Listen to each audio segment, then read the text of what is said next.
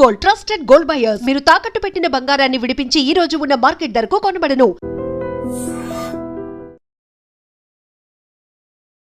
ఆగి ఆ రోజంతా అక్కడ ఉండి నెక్స్ట్ డే నైట్ విజయవాడ వచ్చేవాడు.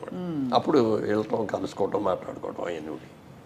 మీరు సినిమా ఇండస్ట్రీకి వచ్చే టైంకి మీరు married, settled and business man. ఇద్దరు పిల్లలు ప్లస్ ఇంకా క్రాంతి కుమార్ నా క్లాస్మేట్, విజయబాబు రెడ్డి గారు నాకు సీనియర్ కొద్దిగా, విజేంద్ర ప్రసాద్ గారు క్లాస్మేట్, ఇట్లా చాలామంది ఉన్నారు. ఇంకా డాక్టర్ సాంబశివరావు గారు, వీళ్ళందరూ కూడా వాళ్ళందరూ అనేవారు ఇప్పటికప్పుడే రావయ్యా అని. శోభన్ బాబు గారు కూడా ఒక రోజున కలిసాం. ఆయన కలిసిన రోజున ఆయనకే ఇట్లా చూస్తాడు, ఏంటి సార్ అలా చూస్తున్నానన్న, నువ్వు బాగున్నావు కదా, ఎందుకు సినిమాలో ట్రై చేయొచ్చు కదా, ఎందుకు చేయట్లేదు అన్నాడు. నాకు సినిమాల మీద ఇంట్రెస్ట్ లేదండి, బిజినెస్ మీద ఇంట్రెస్ట్, నేను అందుకని బిజినెస్ చేసుకుంటున్నాను అన్న. లేదు మీరు ట్రై చేయండి బాగుంటారు ఇది అన్నాడు. వద్దులేండి అన్న. ఆ తర్వాత ఆయన్నే హీరోగా పెట్టి క్రాంతి కుమారును హనుమాన్ ప్రసాద్ గారు శారదా అని సినిమా తీశారు. గొప్ప హిట్ అయింది అది, మ్యూజికల్ గానే హిట్ అయింది ఇది. ఆ సినిమా మొత్తం రాజమండ్రిలో తీశారు. నేను బెజవాడి నుంచి సాటర్డే సండే వస్తే అక్కడికి వెళ్ళిపోయి ఆ 2 రోజులు ఆడతా గడిపేసి మళ్ళీ వచ్చేవాడిని. అప్పుడు కూడా 4-5 సార్లు అన్నాడు ఆయన, లేదు రాజుబాబు, అప్పుడు నా పేరు రాజుబాబు గారు మీరు ట్రై చేయండి బాగుంటుంది మీరు అది అన్నాడు. వదిలేండి సార్ బిజినెస్ చాలా బాగుంది, నేను దీన్ని వదిలి రాలేండి అన్న. తర్వాత అనుకోకుండా అట్లూరు పోటీ చంద్రరావు గారి దగ్గర నుంచి ఆఫర్ వచ్చింది. వాళ్ళ సినిమాలో హీరో అని, డైరెక్ట్ హీరో. ఇప్పుడు జనరల్గా చిన్న క్యారెక్టర్ నుంచి లేకపోతే సెకండ్ హీరో నుంచి హీరో అవుతారు కదా, ఇదేదో డైరెక్ట్ ఆఫర్ వచ్చేసింది మనకి, ట్రై చేద్దామా అని ఆలోచన వచ్చినా సరే ముందు నా వైఫ్ని అడగాలి, ముఖ్యంగా పేరెంట్స్ని అడగాలి అని చెప్పి పేరెంట్స్ని అడిగాను. ముందు అడిగితే మనకెందుకు, శుభ్రంగా బిజినెస్ చేసుకుంటున్నావు కదా, ఇప్పుడు మళ్ళీ సినిమాలు ఎందుకు అన్నారు.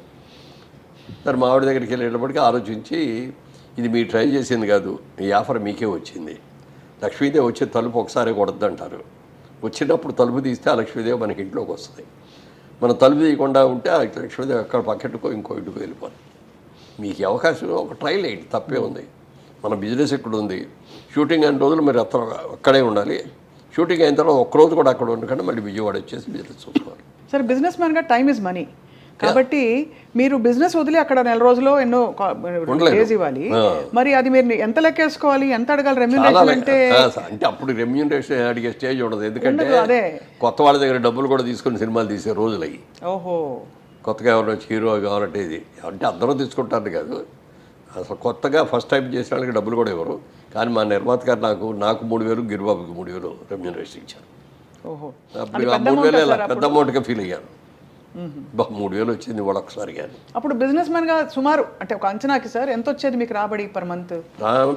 పర్ మంత్ అంచనా కోసం ఐడియా ఉండడానికి అంటే సంవత్సరానికి లెక్కేసుకొని మాకు ఒక 50, మా ప్రొడక్టర్కి ఒక 50 అట్లా వచ్చేది. 50,000 పర్ మంత్ కాదు, పర్ ఇయర్. ఆ రోజుల్లో పర్ మంత్ అంటే అంత. అదే 50,000 పర్ ఇయర్ అంటే దాదాపు మీరు ఇప్పుడు 3 × 12 అంటే 12 నెలలకి 3,000 లెక్కేసుకుంటే కూడా నాట్ బ్యాడ్, కొంచెం తక్కువ. బట్ అంటే ఉంటాయి కదా సార్ లెక్కలు, ఇప్పుడు ఒక రోజు ఇవ్వాలి. అప్పుడు డబ్బు గురించి ఆలోచించాల, ఇదేదో కొత్త ప్రయత్నం వచ్చింది, ఈ ప్రయత్నంలో కూడా వెళ్ళారు. అప్పుడు నాటకాలు వేస్తూ ఉండేవాడు విజయవాడలో.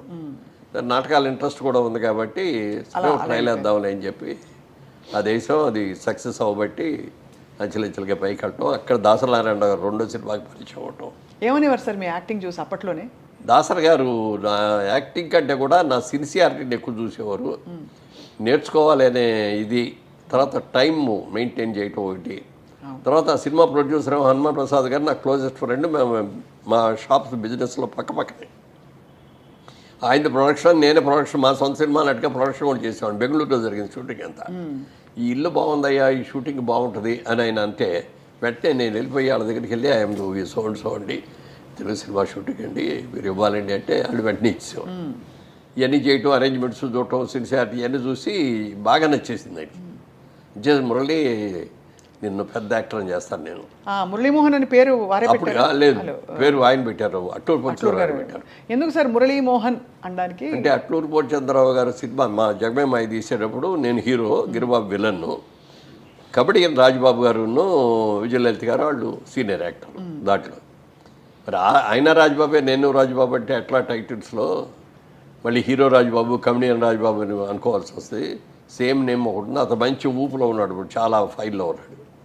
వేరే పేరు ఏమైనా మారిస్తే బాగుంటుంది, నీ అసలు పేరు ఏంటన్నారు.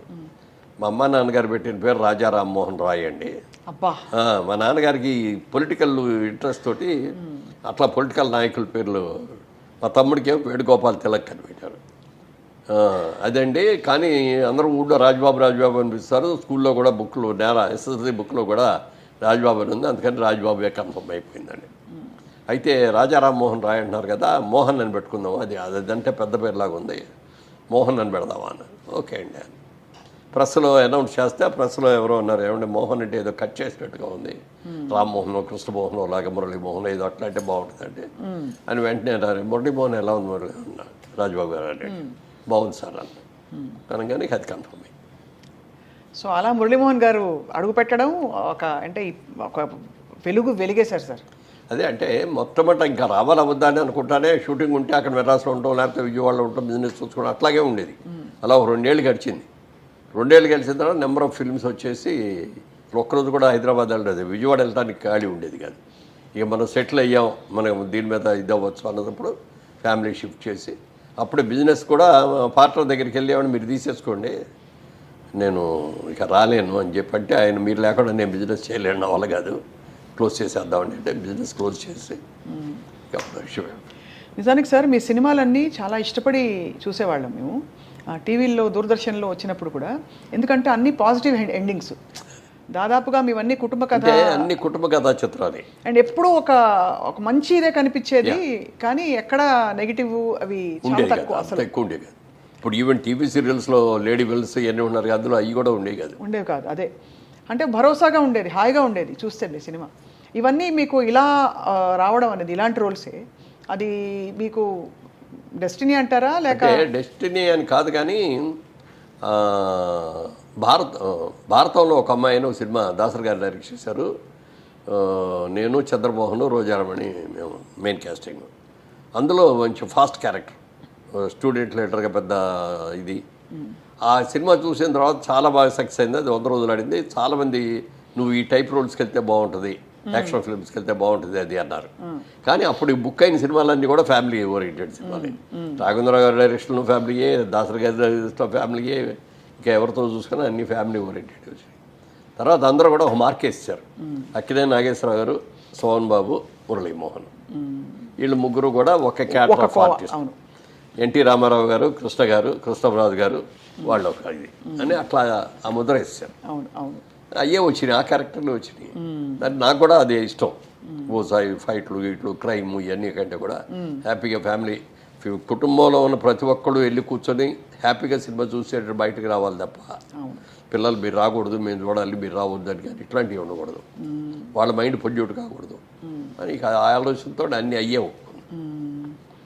మేము తీసిన సినిమాలు కూడా 25 సినిమాలు తీసినా ఇందులో యాక్షన్ సినిమా ఒక్కటి కూడా లేదు. కథలో యాక్షన్ ఉంటుంది కానీ త్రూఅవుట్ క్రైమ్ సినిమా లాగా ఒక్కటి కూడా తెలియదు. జస్ట్ పెట్టి కాల్చుకోవడాలు, తప్పుకోవడాలు ఇట్లాంటివి. అదే సో అక్కడ డెలిబరేట్గా ఒక పాజిటివ్ ఆరా ఎప్పుడూ ఉండేది మీతో ఫాలో అవుతూ. అప్పటి నుంచే మీకు దేవుడి మీద నమ్మకం బాగా ఎక్కువ? చిన్నప్పటి నుంచి. మా అమ్మగారికి బాగా దేవుడు భక్తి, మా నాన్నగారికి అంత ఉండేది కాదు, కానీ మా అమ్మగారికి బాగా రోజు ఆవిడ కృష్ణుడి మీద, రాముడి మీద పాటలు పాడుతూ ఉంటారు, భజనలు చేసుకుంటూ ఉంటారు. పాడేవారు సార్? చాలా పాడేవారు కూడా. సో ఆవిడ చూసి మేమందరం కూడా నేర్చుకున్నాం. తర్వాత ఆవిడ పొద్దున్నే నిద్రలాగానే దేవుడికి దండం పెట్టుకొని దిగు మంచం పెంచారు. ఎవరు రాత్రి పడుకోనిప్పుడు కాళ్ళు కడుక్కొని వచ్చి మంచం మీద పడుకోబోయే ముందు దేవుడికి దండం పెట్టుకొని మళ్ళీ పడుకోనేవారు. అట్లా అది చిన్నప్పటి నుంచి అలవాటు అయ్యి నేను బిజినెస్లోకి వెళ్ళాక కూడా రోజు ఇంటి దగ్గర పూజ చేసుకోవటం, వెళ్ళటం, అది అలవాటు. అది ఇప్పటికీ అట్లాగే ప్రాబ్లంగా అవుతుంది, కంటిన్యూ అవుతుంది. సార్, శ్రీదేవి గారు హీరోయిన్గా నటించిన మొదటి ఫిలిం బంగారక్క. అప్పుడు చాలా చిన్నపిల్ల సార్ ఆవిడ. చాలా సరిగ్గా చెప్పాలంటే హీరోయిన్గా అదే ఫస్ట్ సినిమా. అవును, చంద్రమోహన్ అని అంటారు కానీ అందరూ 16 ఏళ్ళ వయసు, ఇదే ఫస్ట్ సినిమా.